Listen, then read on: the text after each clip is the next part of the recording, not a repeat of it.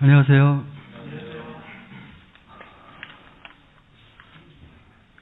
참 예배 드릴 때마다 참 우리가 매주 이렇게 빵과 잔으로 주님을 기념하면서 참 만찬 예배를 드릴 수 있는 것이 참 얼마나 감사한지 모르겠어요.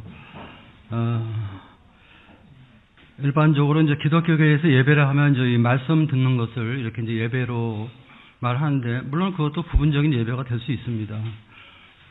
그러나 빵과 잔으로 우리 주님의 죽으심과 또 주님께서 부활하심과 또 승천하심과 지금 주님께서 영광을 받으시는 이러한 모습들을 예배 때마다 기억하면서 우리가 이 땅에 살고 있지만 이 세상에 속한 사람이 아니라 하늘에 속한 사람이다, 하늘 백성이다 하는 것을 마음가운데 기억할 때 우리의 정체성이 확립이 되고, 또 정체성이 확립이 될 때 우리의 삶 속에서 또 그러한 삶을 추구하는 그런 삶을 살 수 있도록 주님께서 동기를 부여해 주시고 또 성령으로 이렇게 도와주시는 것을 기억할 때 주님께 감사가 됩니다. 오늘은 요한복음 20장 말씀입니다. 요한복음 20장 말씀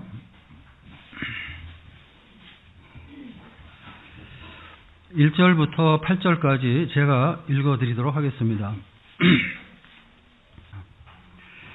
안식 후 첫날 일찍이 아직 어두울 때에 막달라 마리아가 무덤에 와서 돌이 무덤에서 옮겨진 것을 보고 시몬 베드로와 예수께서 사랑하시던 그 다른 제자에게 달려가서 말하되, 사람들이 주님을 무덤에서 가져다가 어디 두었는지 우리가 알지 못하겠다 하니, 베드로와 그 다른 제자가 나가서 무덤으로 갈새 둘이 같이 다름질하더니 그 다른 제자가 베드로보다 더 빨리 달려가서 먼저 무덤에 이르러 구부려 세마포 놓인 것을 보았으나 들어가지는 아니하였더니, 시몬 베드로는 따라와서 무덤에 들어가 보니 세마포가 놓였고 또 머리를 쌌던 수건은 세마포와 함께 놓이지 않고 딴 곳에 쌌던 대로 놓여 있더라. 그때야 무덤에 먼저 갔던 다른 제자도 들어가 보고 믿더라. 오늘은 부활에 대해서 이렇게 생각을 해보겠습니다. 성경에는 이제 많은 그 기적들이 기록이 되어 있는데, 가장 그 중요한 기적을 전 고르라고 한다면 구약에서는 천지 창조를 선택하겠습니다. 그리고 신약 성경에서는 예수님의 부활을 이렇게 선택을 하고 싶습니다. 사실 이 기적이라는 것은 뭐 저절로 이루어지는 것이 아니잖아요. 자연적으로 되는 것이 아니잖아요. 그래서 이제 우리가 기적을 볼 때 초자연적이다 이렇게 이제 이야기를 합니다. 즉 자연의 법칙으로 설명할 수 없는 그런 신비한 능력이라는 것이죠. 우리가 창세기 그 1장 1절에 보면 아주 놀라운 말씀이 있죠. 태초에 하나님이 천지를 창조하시니라. 아주 놀라운 말씀입니다. 이 세상에 많은 책들이 있고 많은 사람들이 있지만은 천지 창조에 대해서 우리가 선포한 책은 성경밖에 없습니다. 부처도 그런 말 한 일이 없고요, 공자도 그런 말 한 일이 없습니다. 아주 놀라운 말씀인데, 그런데 이 말씀을 믿음으로 받아들일 때 모든 것이 다 믿어질 수가 있어요. 그런데 이것을 어떻게 지식적으로 이해한다든지 과학적으로 이해하려고 그러면 믿어질 수가 없죠. 영적으로 우리가 이해해야 되고 믿음으로 이해할 수밖에 없는 것이죠. 히브리서 기자는 히브리서 11장 3절에서 믿음으로 모든 세계가 하나님의 말씀으로 지어진지를 우리가 아나니, 믿음으로 우리가 받아들이는 거예요, 이것을. 그래서 이 하나님께서 천지 창조하신 것을 믿으면 못하실 것이 없죠. 부활도 아무 문제가 없습니다, 사실은. 그런데 이제 사람들이 이제 이것을 이성적으로 믿으려 하면 좀 문제가 많죠. 어떤 인간의 지식과 어떤 과학적으로는 절대 믿을 수 없는 거예요. 그리고 인간의 지성에 잘 맞는 것은 진화론입니다. 진화론. 사실 진화가 사실이 아니거든요. 맞는 부분도 있지만 틀리는 부분도 굉장히 많이 있어요. 근데 사람들은 그 진화를 다 믿으려고 합니다. 또 믿고 있어요. 왜냐하면 과학적으로 많은 문제가 있어도 상식적으로 좀 이해가 되니까. 만약에 요한복음이 예수님의 죽음으로만 끝났다면 기독교는 아마 세워지지 않았을 것입니다. 또 기독교가 없었다면은 우리를 구원한 복음도 또 그리스도를 믿는 믿음도 아마 없었을 것입니다. 그런데 예수님께서 죽으신 지 3일 만에 다시 살아나셨어요. 그리스도께서 죽음에서 부활하셨습니다. 이것이 다른 종교와 기독교의 차이예요. 사실 부활은요, 기독교만 있습니다. 다른 종교에는 부활이 없어요. 세상의 모든 사람은 다 죽었어요. 석가도 죽었고 공자도 죽어서 이건 무덤 속에 있습니다. 그런데 예수 그리스도는 죽으셨다가 다시 사셨습니다. 3일 만에 부활하셨습니다. 그래서 기독교는 예수님의 부활로 세워진 그런 종교입니다. 그렇기 때문에 기독교인들은 부활의 소망을 가지고 있는 것이죠. 부활의 소망. 원래 많은 사람들이 이제 부활을 의심하는데 그것은 뭐냐면 예수님이 실제 죽은 것이 아니라 거의 죽음에 가까울 정도로 기절했다가 다시 깨어났다 이렇게 이야기를 합니다. 그래서 이제 부활을 부인하는 사람들이 많이 있는데 우리가 성경을 보면 그렇지 않아요. 19장 요한복음 19장 32절 보겠습니다. 군인들이 가서 예수와 함께 못 박힌 첫째 사람과 또 그 다른 사람의 다리를 꺾고 예수께 이르러서는 이미 죽으신 것을 보고 다리를 꺾지 아니하고 그중 한 군인이 창으로 옆구리를 찌르니 곧 피와 물이 나오더라. 십자가에 달려있는 사람들이 죽지 않을 때는 로마 병정들이 다리를 꺾었거든요. 그럼 바로 죽었어요. 근데 이거 양쪽에 있는 강도들은 죽지 않아서 다리를 꺾었는데 33절에 보니까 예수님은 이미 죽은 것을 보고 다리를 꺾지 않았다 이렇게 말씀을 하고 있고 또 군인 한 사람이 창으로 옆구리를 찔러서 피와 물이 쏟아지는 주님이 돌아가신 것을 확인하는 이러한 말씀을 보게 됩니다. 그래서 이것은 예수님이 기절한 것이 아니라 분명히 죽었다는 것을 성경은 우리에게 말씀을 해주고 있습니다. 또 38절부터 보겠습니다. 아리마대 사람 요셉은 예수의 제자이나 유대인이 두려워 그것을 숨기더니 2일 후에 빌라도에게 예수의 시체를 가져가기를 구하매 빌라도가 허락하는지라. 이에 가서 예수의 시체를 가져가니라. 일찍이 예수께 밤에 찾아왔던 니고데모도 모량과 침향 섞은 것을 100리트라처럼 가지고 온지라. 이에 예수의 시체를 가져다가 유대인의 장례 법대로 그 향통과 함께 세마포로 쌌더라. 예수께서 십자가에 못 박히신 곳에 동산이 있고 동산 안에 아직 사람을 장사한 일이 없는 새 무덤이 있는지라. 이날은 유대인의 준비일이요 또 무덤에 가까운 곳으로 예수를 거기 두니라. 그래서 이제 이 아리마대 요셉이 빌라도에게 이제 시체, 예수의 시체를 가져갔고요. 예수의 시체라는 말은 예수님이 돌아가신 것을 분명하게 증거하고 있는 것이죠. 또 니고데모는 이제 그 죽은 사람의 그 장례를 유대인의 장례법대로 모략과 침향 섞인 것을 가지고 이제 세마포로 싸는 이런 모습을 보게 될 때 예수님은 돌아가시고 분명히 장사 지내는 그런 모습을 보게 됩니다. 그래서 예수님은 십자가에서 실제로 죽으셨고 또 실제로 무덤에 장사되었다가 또 실제로 부활하셨다는 것입니다. 그리고 우리가 사복음서를 보게 될 때 마태나 마가나 누가나 요한도 예수님이 돌아가신 다음에 부활하신 것을 분명하게 증거를 하고 있습니다. 또 바울은 고린도전서 15장 3절 4절에서 그런 말씀을 하고 있죠. 성경대로 그리스도께서 우리를 위하여 죽으시고 장사 지난 배 되었다가 성경대로 사흘 만에 다시 살아나셨다. 이렇게 증거를 하고 있습니다.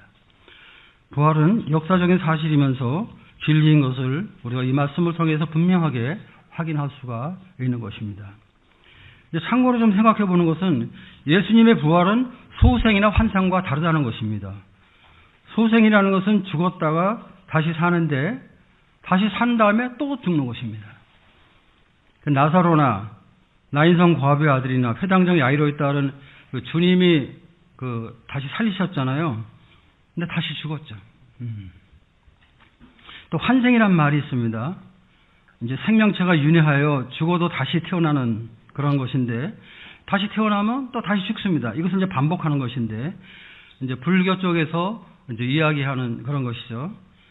근데 예수님의 부활은 소생도 아니고 환생도 아닙니다. 예수님의 부활은 다시 죽지 않고 영원히 사는 부활입니다. 그리고 예수님의 부활하신 몸은 변화된 몸이죠. 우리 같은 이런 몸이 아니라 영광의 몸을 입으셨죠.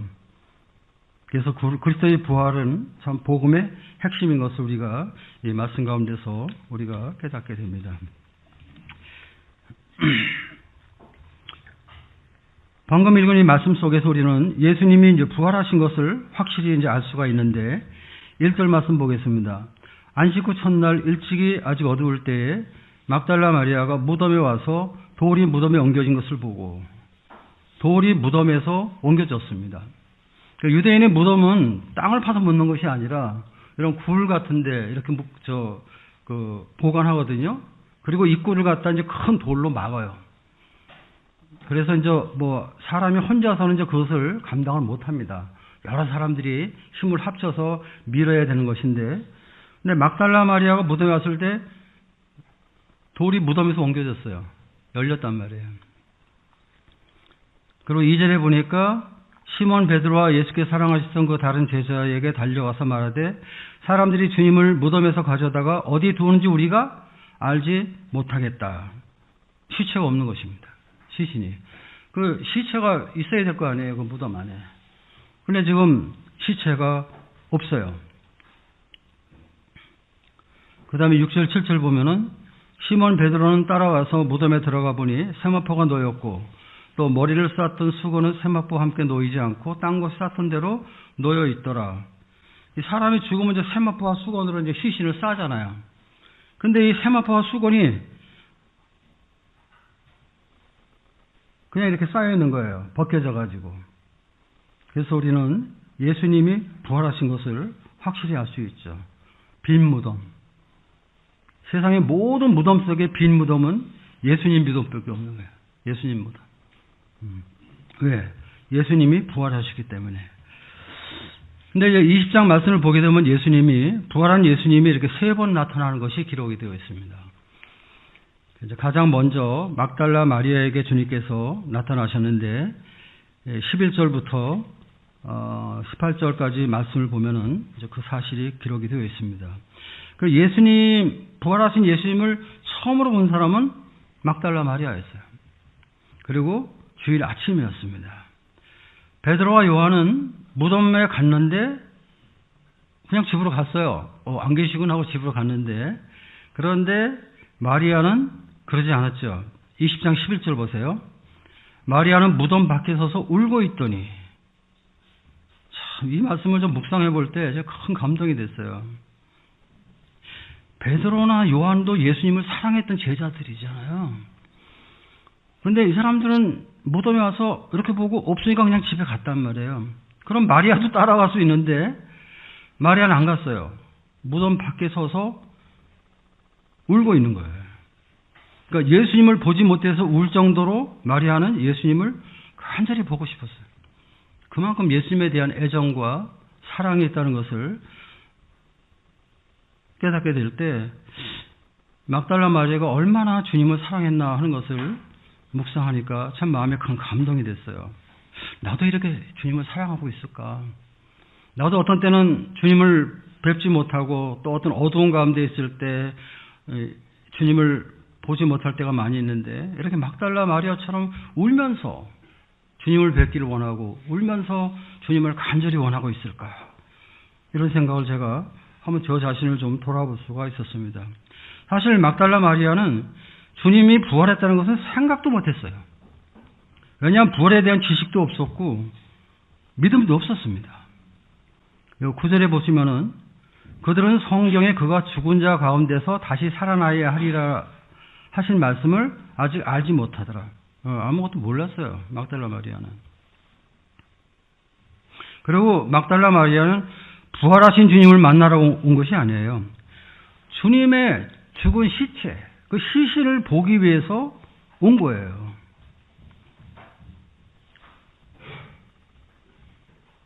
그리고 마리아는 이 부활하신 주님이 사실 뒤에 있는데도 알아보지 못했어요. 14절 보면은 이 말을 하고 뒤로 돌이켜 예수께서 서 계신 것을 보았으나 예수인 줄 알지 못하더라. 어떤 면에서 영적으로 눈이 어두워 있었죠. 그렇지만 마리아는 정말 예수님만 사랑한 그런 자매예요.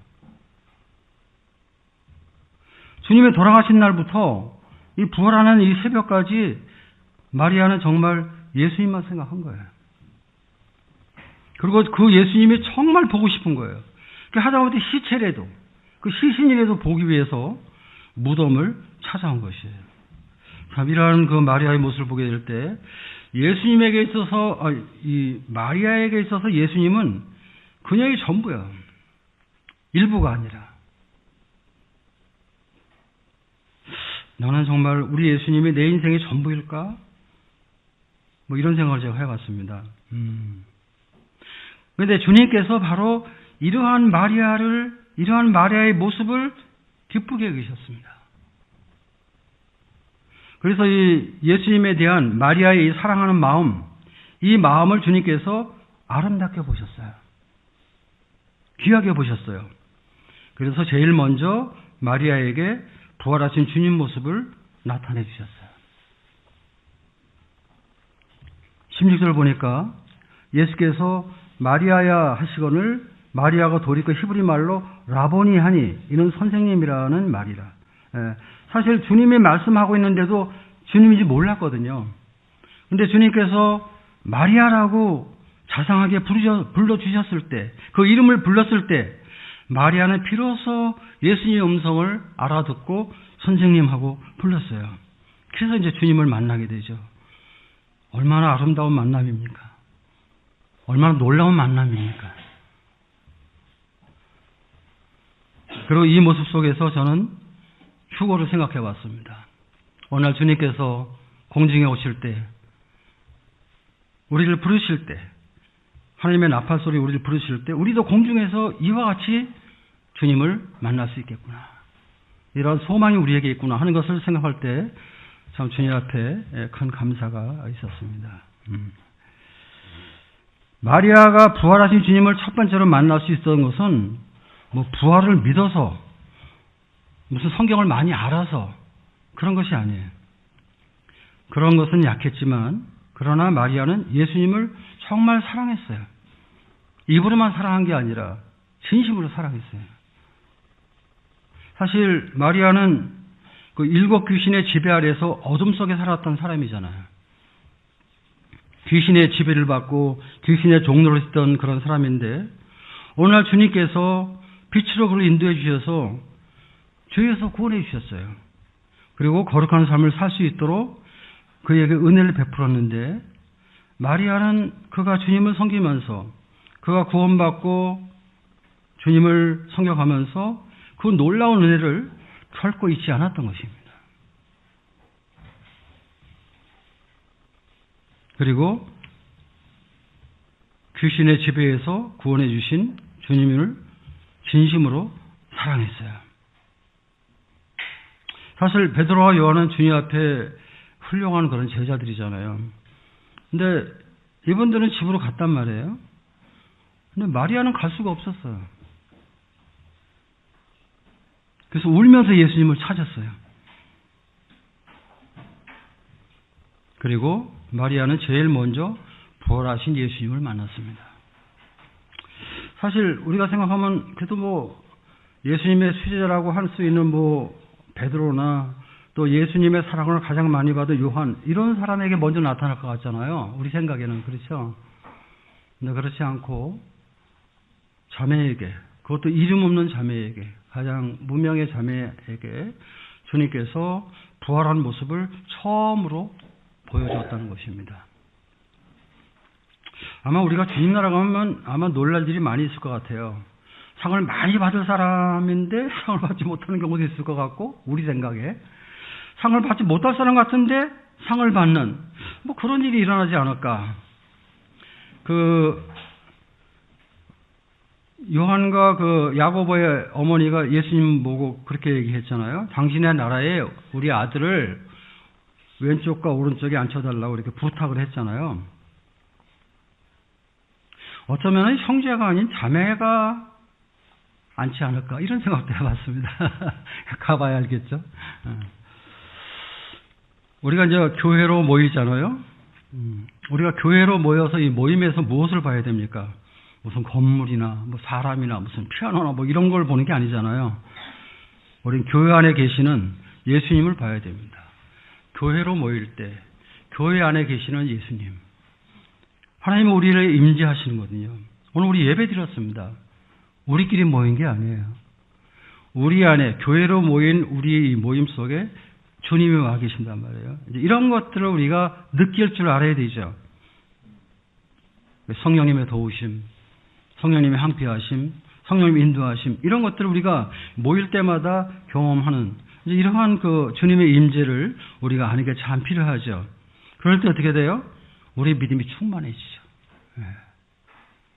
또 내 영혼이 기뻐하는 것입니다. 그래서 예배 시간, 이런 말씀 시간 때 우리가 주님의 음성을 들어야 돼요. 주님의 모습을 뵈야 돼요.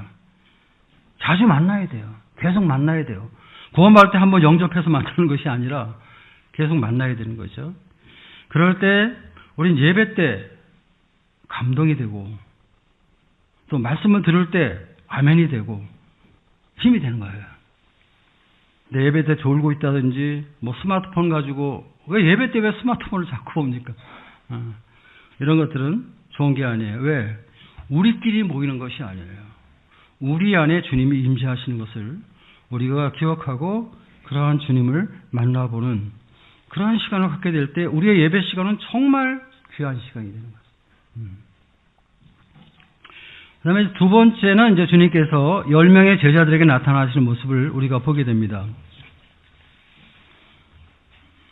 19절부터 23절까지 이렇게 이제 기록이 되어 있는데,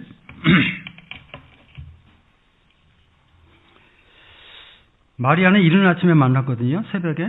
근데 제자들은 저녁 때 만났어요. 저녁 때 만나는데 19절 보겠습니다. 이날 곧 안식 후 첫날 저녁 때에 제자들이 유대인들을 두려워하여 모인 곳에 문들을 닫았더니 예수께서 오사 가운데 서서 이르시되 너희에게 평강이 있을지어다.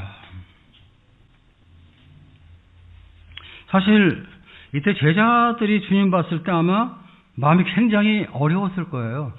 죄송했을 거예요. 왜냐하면 제자들은 예수님 모두 버리고 도망갔잖아요. 근데 주님께서 예수님을 버리고 도망간 제자들을 먼저 찾아와 주셨습니다.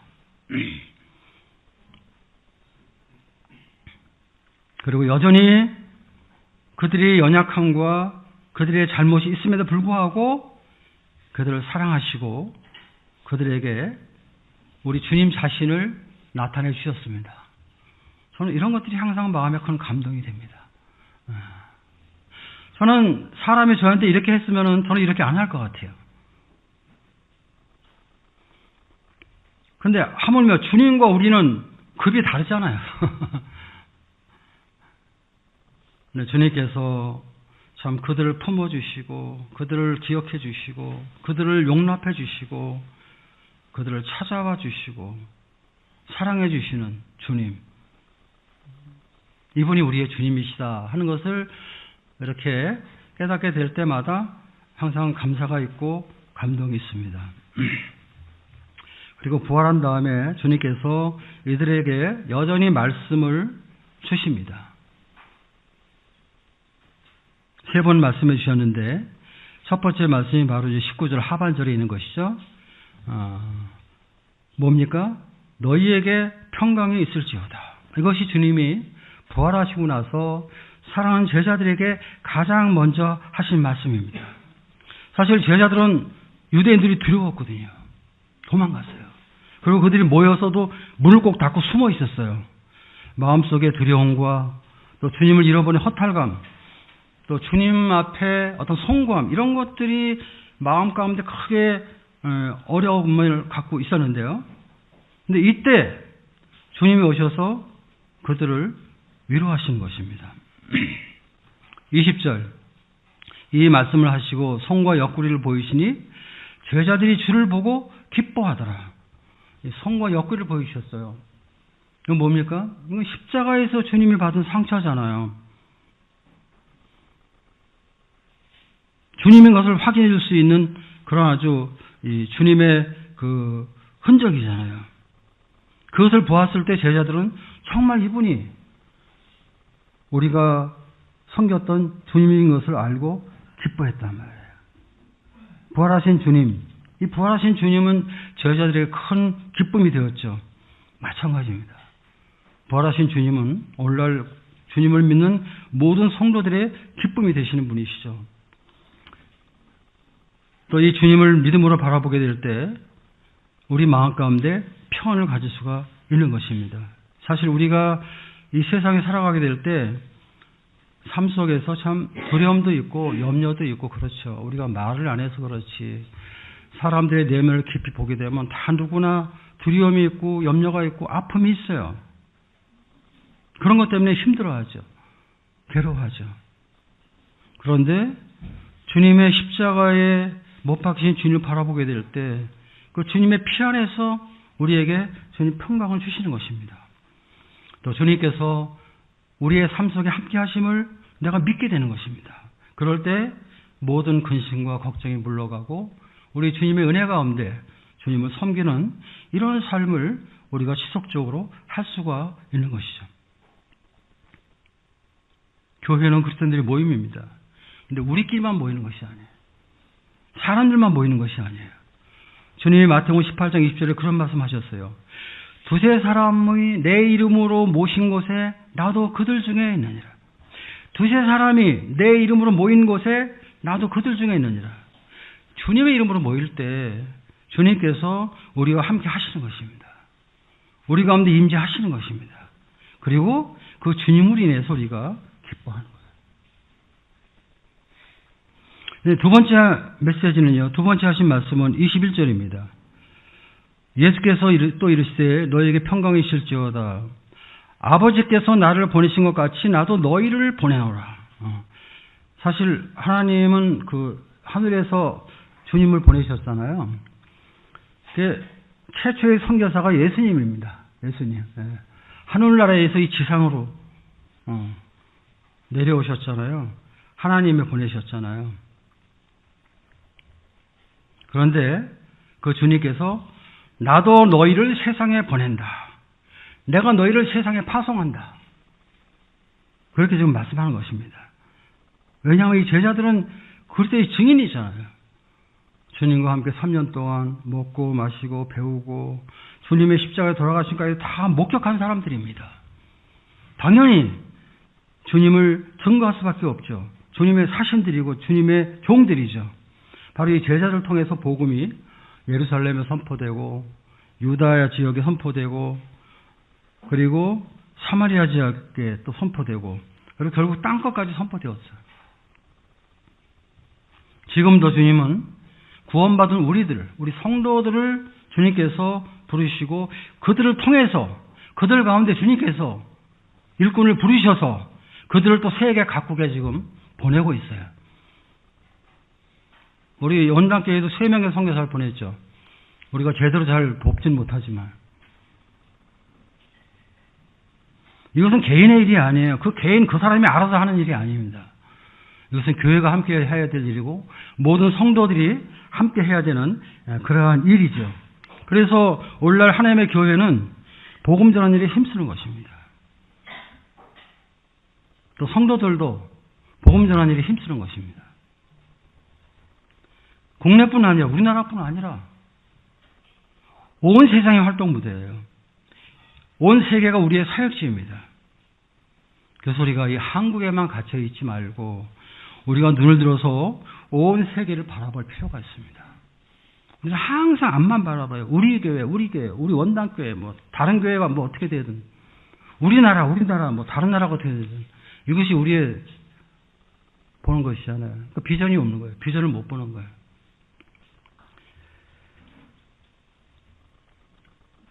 우리는 세상을 바라봐야 되고 그리고 우리는 복음으로 세상을 변화시켜야 됩니다. 그래서 이 세상 사람들을 주님의 품 안으로 인도하는 이러한 좀 광대한 비전을 가질 필요가 있습니다. 저는 이 청년들이 선교지에 좀 많이 다니길 원해요. 선교지에. 실제 선교하는 그 현장도 가보고, 선교사들이 어떠한 어려움과 고난 가운데 복음을 전하고 있는가, 우리가 또 어떻게 이들을 도와야 되는가, 방문을 해야 알죠. 여기 앉아서는 아무것도 몰라요. 그리고 여기서는 여기의 생각으로 거기를 판단한단 말이에요. 근데 선교지와 우리가 있는 이곳과는 상당한 차이가 있거든요. 그래서 여러 가지 어려움이 있죠. 그래서 관광여행도 좋지만 저는 관광 가는 것보다는, 해외여행 가는 것보다 그 돈을 가지고 선교지를 방문하고 또 선교사들을 돕고 또 선교사에게 동역하는 그러한 삶을 우리 모두가 살아야 된다고 생각합니다. 세 번째 말씀은 20장 22절입니다. 이 말씀을 하시고 그들을 향하사 숨을 내쉬며 이르시되 성령을 받으라. 이렇게 이제 말씀하셨죠. 성령을 받으라. 이날 바로 성령이 오시지 않았죠? 성령을 오순절날 성령님이 오셨습니다. 그리고 이 제자들은 성령의 능력을 받았을 때 그때부터 담대하게 복음을 전했어요. 이렇게 무서워서 두려워서 숨어 있고 문 꼬꼬로 잠그고 그랬었는데, 그런데 성령을 받고 나서부터 그들은 성령의 능력으로 복음을 담대하게 전했죠. 그것이 바로 사도행전의 기록이 되어 있습니다. 우리가 주님을 믿으면은 성령님이 들어오시는 거예요. 그러니까 믿는 사람과 안 믿는 사람은 겉으로 전혀 구분되는 게 없어요. 다 똑같아요. 다만 영적으로 볼 때 안 믿는 사람은 성령이 없는 것이고 안 계신 것이고, 믿는 사람 안에 성령님이 계신 것, 그거 하나 차이예요. 성령님이 안 계시면 구원받은 사람이 아닙니다. 제자들은 성령의 능력으로 복음을 전했죠. 그래서 이 모든 죄 용서에 대한 복음이 선포될 때 믿는 사람이 나타나게 되고, 또 믿는 사람들은 죄에서 용서를 받고 그리고 주님을 찬양하는 이러한 일들이 사도행전에 계속 기록이 되어 있습니다. 그러나 믿지 않으면 어떻게 돼요? 믿지 않으면 그대로 있는 것이죠. 믿지 않으면. 오늘날 우리들도 성령의 능력과 도우심으로 이 복음을 선포하고 그리스도의 증인의 삶을 살아야 됩니다. 우리가 과거보다 많이 약해져 있어요. 이런 부분에 대해서. 이런 것들을 우리가 주님 앞에 회개하고 다시 한번 우리 마음이 주님으로 인해서 회복되고 이 증인의 삶을 사는 일에 힘쓰는 그러한 삶을 우리가 살아야 될 것입니다. 여기서 잠깐 좀 생각해 보고 싶은 것은 이제 부활하신 주님의 몸입니다.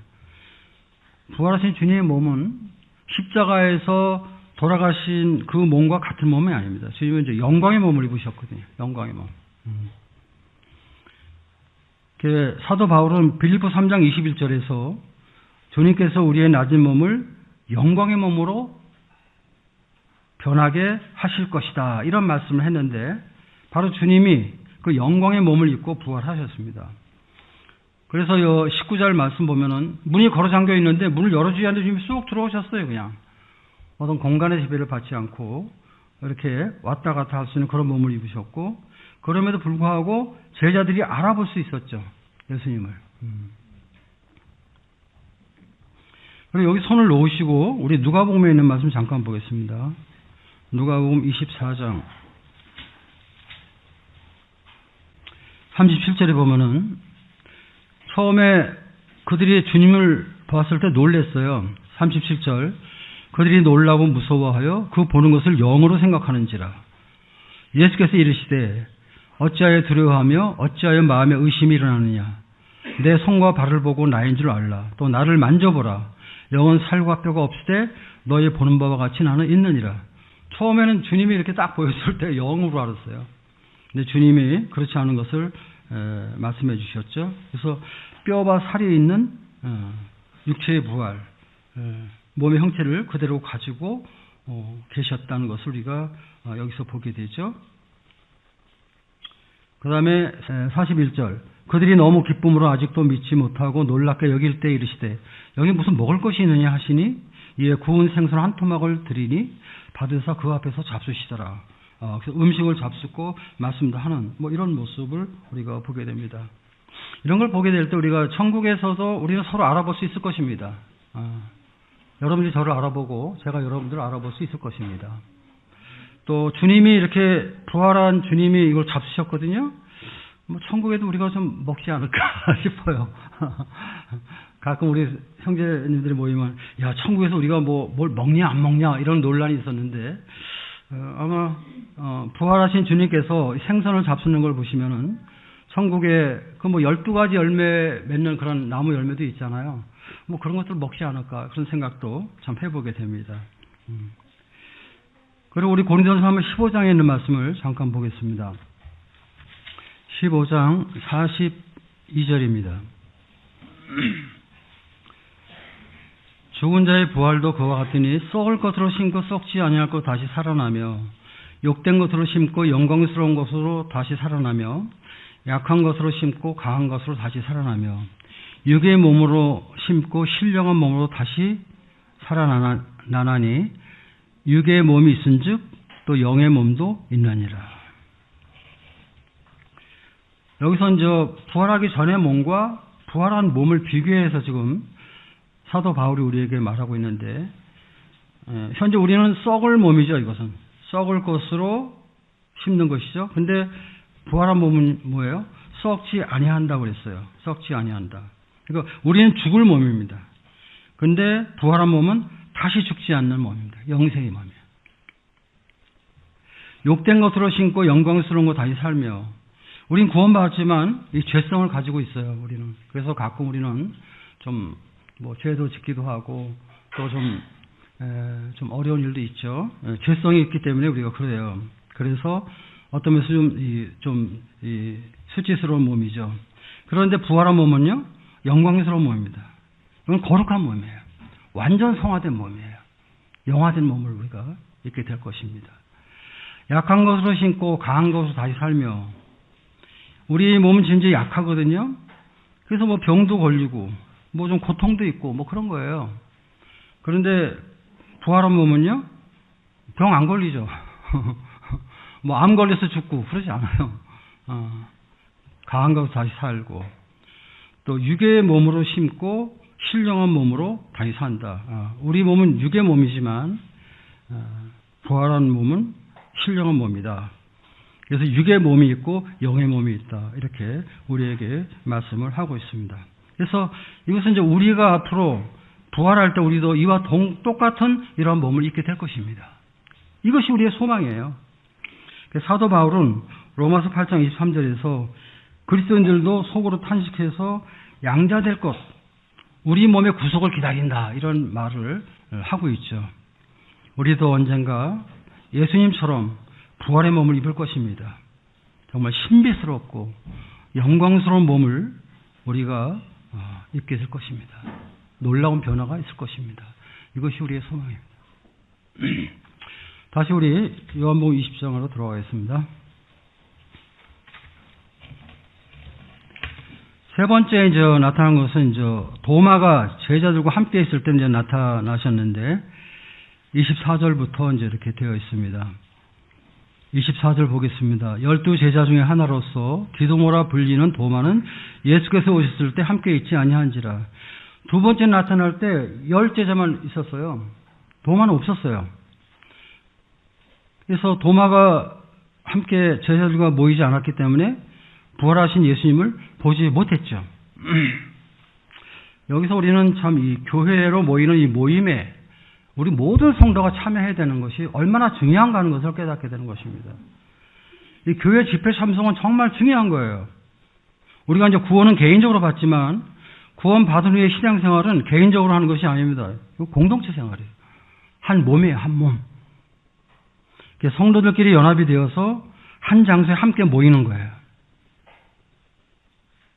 그래서 우리가 이 예배당에 교회로 모이는 것 참 중요한 거예요. 그 모임에 참여하는 것 중요한 거예요. 왜? 성도들의 모임으로 교회가 세워지는 것이거든요. 또 성도들이 함께 모이는 것이 교회의 기초예요. 그래서 성도들이 교회 모임에 참석하는 것은 아주 대단히 중요한 것입니다. 사도행전 2장 46절에 보면은 초대교회 때 예루살렘 교회는요, 날마다 뭐 했어요? 날마다. 그때는. 근데 이제 코로나 이후에 많은 성도님들이 주일날 한번 참석하는 거예요. 주일날 한번. 뭐 수요일 집회, 우리는 금요일에 없지만 다른 데 금요일 집회도 있거든요. 또 여러 뭐 그 중간에 무슨 청년 집회도 있고 여러 집회들이 많이 있습니다. 근데 코로나 이후에 많은 성도님들이 주일만 참석해요. 썬데이 크리스찬. 주일로 한번 나와주는 거예요. 저는 참 마음이 많이 안타깝게 생각합니다. 그런 면에서. 물론 나오고 싶어서 나올 수 없는 환경 가운데 계신 분들은 우리가 뭐 이해하죠. 나올 수 있는데도 왜 안 나오냔 말이지. 나올 수 있는데도. 그거는 주님 앞에 좀 생각해 봐야 되지 않을까. 그런 생각을 해보는 것입니다. 그래서 이 성도들이 몸된 교회의 지체잖아요. 그러니까 지체들이 교회에 모이는 것은 이건 뭐 절대적인 주님의 뜻입니다. 이것은 뭐 그렇잖아요. 도마가 그 당시 뭐 사정을 우리가 알 수 없지만 어쨌든 제자들의 모임에 빠졌어요. 부활하신 주님을 보지 못했어요. 그러니까 다른 제자들은 주님을 만나보고 기뻐했거든요. 그런데 도마는 주님 보기 그 일주일 내내 그는 마음이 힘들었어요. 계속 주님이 돌아가신 거에 있어서 막 어려웠거든요.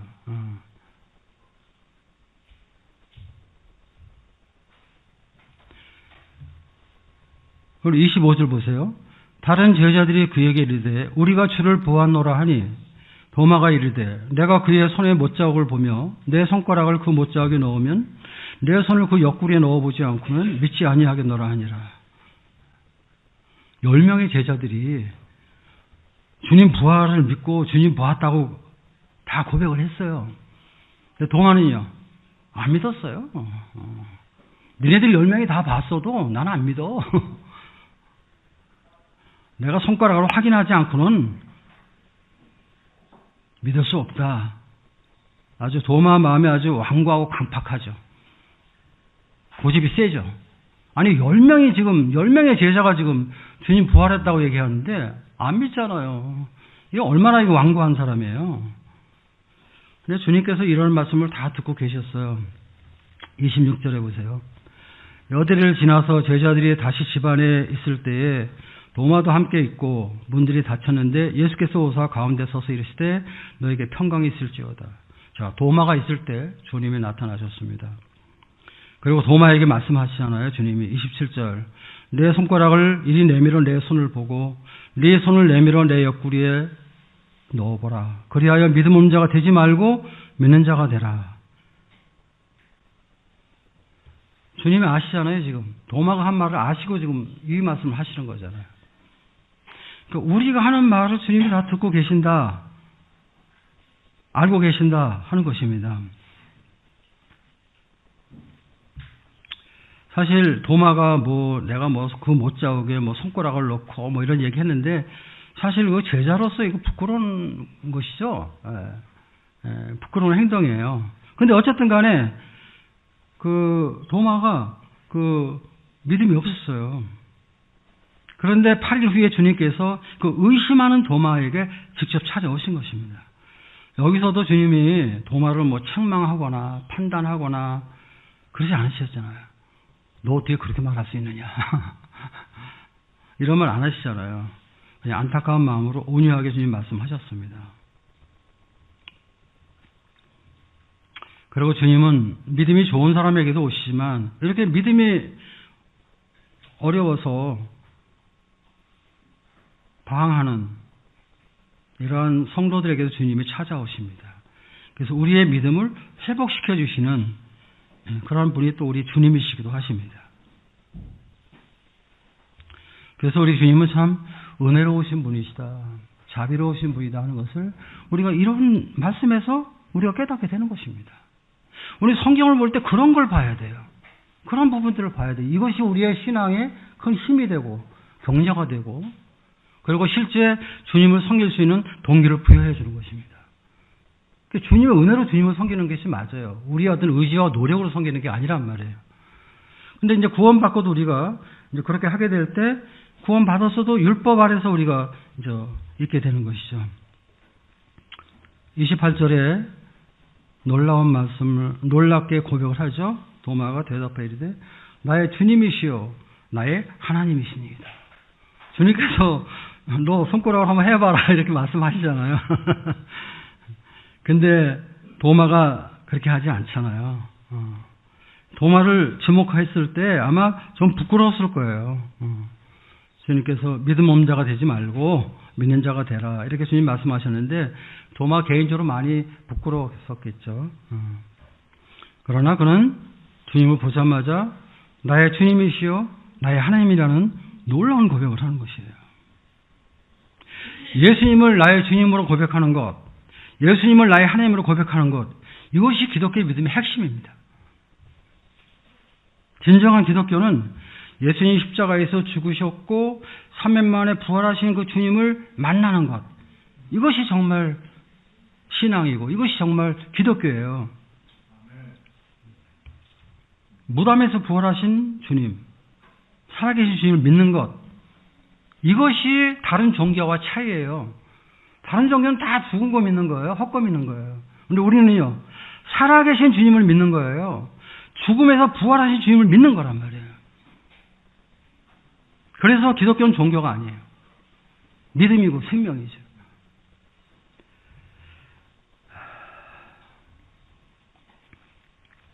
믿음이라는 것은 선택이거든요.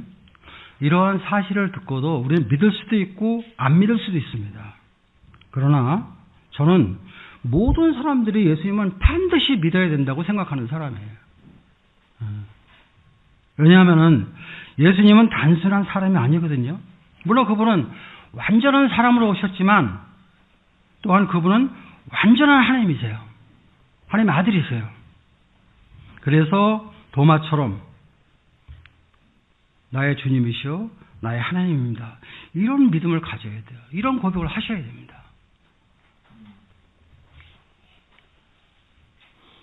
그런데 여기서 예수님이 이렇게 도마 고백했는데 예수님이 나는 하나님이 아니야. 나는 주님이 아니야. 그렇게 하지 않잖아요. 도마의 믿음의 고백을 그대로 받으시잖아요. 침례 요한이 사역을 했을 때 많은 유대인들이 예수님인 줄 알았어요. 메시아인 줄 알았어요. 그럼 너 메시아냐? 이렇게 물어보잖아요. 근데 요한은 뭐래요? 나는 아니다. 난 메시아가 아니다. 내 뒤에 오시는 분이 메시아다. 이렇게 얘기를 했잖아요. 근데 예수님은 내가 하나님의 아들인 것을 그대로 인정하는 것을 우리가 이 말씀에서 이렇게 보게 됩니다.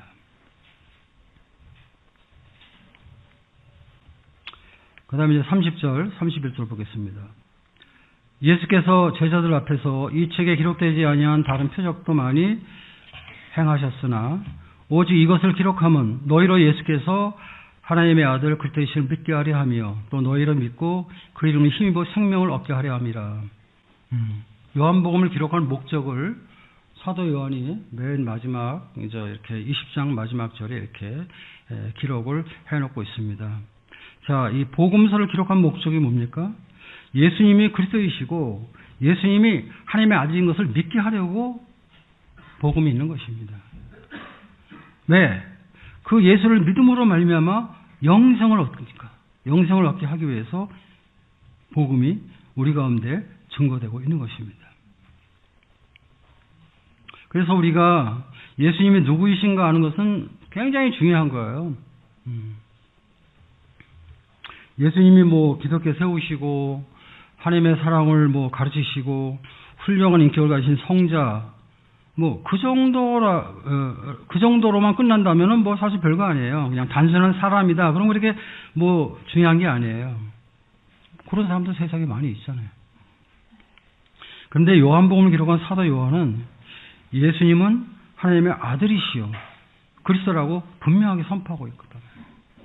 요한복음 1장부터 20장까지 예수님에 대한 많은 기록과 예수님이 행하신 많은 표정을 통해서 예수님이 하나님이심을 사도 요한은 증거하고 있습니다.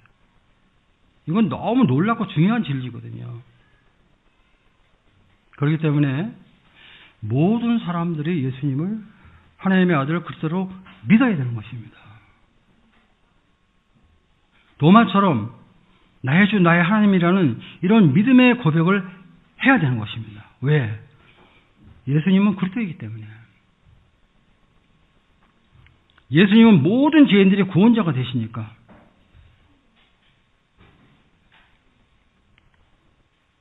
또 예수님은 하나님이시기 때문에 모든 사람들의 주님이 되시는 것입니다.